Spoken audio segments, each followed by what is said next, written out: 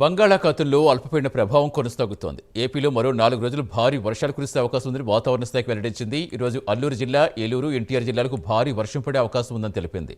ఉత్తర దక్షిణ కోస్తాలో ఓ మోస్తరు నుంచి భారీ వర్షాలు పడతాయని తెలిపింది. కోనసీమ, ఉభయ గోదావరి, కృష్ణా జిల్లాల్లో తేలికపాటి నుంచి మోస్తరు వర్షాలు కురిసే అవకాశం ఉంది. దీంతో లోతట్టు ప్రాంత ప్రజలు అప్రమత్తంగా ఉండాలని అధికారులు సూచిస్తున్నారు.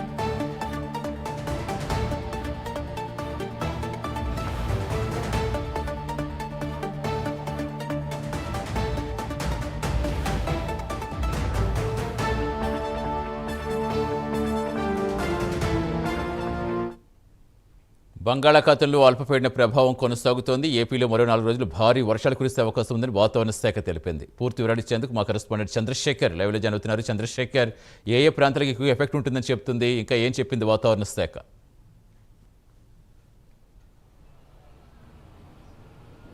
రైట్ సతీష్, చూసుకుంటే ఈ నెల 25వ తేదీన ఏదైతే బంగాళాఖాతంలో ఏర్పడినటువంటి ఆవర్తనం 26వ తేదీ 27వ తేదీ నాటికైతే అల్పపీడనంగా మారింది.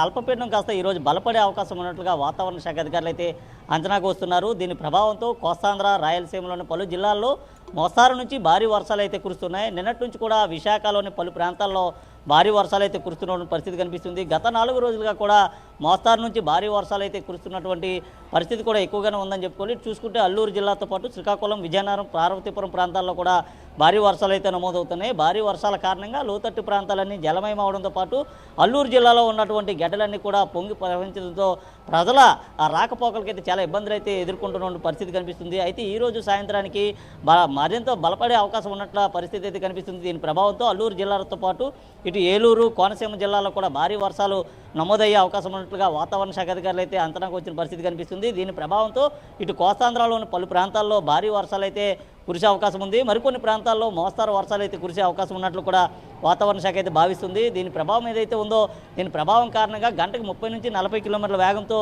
తీరం వెంబడి ఎదురుగాలు వీచే అవకాశం ఉన్నట్లు కూడా వాతావరణ శాఖ అధికారులు సూచిస్తున్నారు. ప్రస్తుతం అయితే బంగాళాఖాతంలో కొనసాగుతున్నటువంటి అల్పపీడన ప్రభావంతో మరింత భారీ వర్షాలు కురిసే అవకాశం ఉన్నటువంటి పరిస్థితి కనిపిస్తుంది. లోతట్టు ప్రాంతాల ప్రజలంతా కూడా సురక్షిత ప్రాంతాలకు తరలివెళ్లాలంటూ వాతావరణ శాఖ అధికారులు సూచించిన పరిస్థితి కనిపిస్తుంది.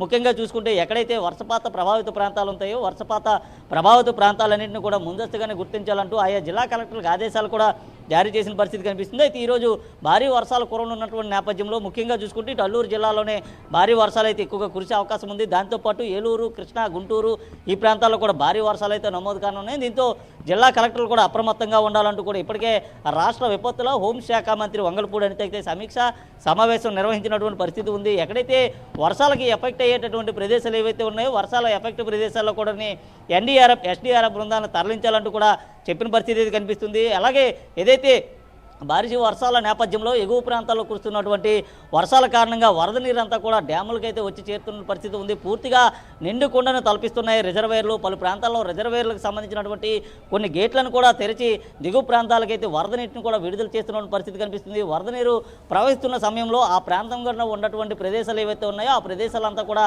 ఎఫెక్టివ్గా మారేటటువంటి అవకాశాలు ఉన్నాయి. ఇప్పటికే అక్కడ ఉన్నటువంటి ప్రజలందరికీ కూడా పూర్తిగా కూడా ఆదేశాలు అయితే జారీ చేయడం అయితే జరిగింది. అలాగే ఉరుములు మెరుపులతో కూడినటువంటి భారీ వర్షాలు కూడా కురిసేటటువంటి పరిస్థితి కనిపిస్తుంది. మరికొన్ని ప్రాంతాల్లో పిడుగులు పడే అవకాశం ఉన్నటువంటి నేపథ్యంలో ప్రజలు ఎవరు కూడా పెద్ద పెద్ద వృక్షాలు అలాగే హోర్డింగ్స్ కింద నివసించరాదంటూ కూడా వాతావరణ శాఖ అధికారులు అయితే భావిస్తున్నారు. సముద్రంలో ఉన్నటువంటి తాకిడి చాలా ఎక్కువగా ఉన్నటువంటి నేపథ్యంలో తీర ప్రాంతం కూడా కొంత కోతకు గురి అయ్యేటటువంటి అవకాశం ఉంది. అలాగే మత్స్యకారులు ఎవరు కూడా వేటకు వెళ్ళరాదంటూ కూడా వాతావరణ శాఖ అధికారులు అయితే ఆదేశాలు జారీ చేసిన పరిస్థితి అయితే కనిపిస్తుంది. మరో 4 రోజుల పాటు ఇదే వాతావరణం అయితే కొనసాగే అవకాశం ఉన్నట్లుగా చెప్తున్నారు. వరుస అల్పపీడనాలు వరుస వాయుగుండాలు ఏర్పడుతున్న పరిస్థితిలో ప్రజలంతా కూడా జాగ్రత్తలు పాటించాలంటూ కూడా చెప్పిన పరిస్థితి కనిపిస్తుంది. ముఖ్యంగా చూసుకుంటే ఏదైతే లోతట్టు ప్రాంతాలు ఏవైతే ఉంటాయో లోతట్టు ప్రాంతాలన్నీ కూడా జలమయమైనటువంటి పరిస్థితి కనిపిస్తుంది. గత 3 రోజులుగా కూడా ఈ విశాఖలో ఎడతెరిపినటువంటి వర్షాలు అయితే కురుస్తున్నాయి. వర్షాల కారణంగా కొన్ని ప్రాంతాల్లో ఉన్నటువంటి గడ్డలు వాగులు ఆ డ్రైనేజీలు కూడా పొంగి ప్రవహిస్తున్న పరిస్థితి ఉంది. రోడ్డుపై కూడా మురుగునీరు అయితే వచ్చిన పరిస్థితి కనిపిస్తుంది. ఇప్పటికే అధికారులు అయితే ఆయా ప్రాంతాల్లో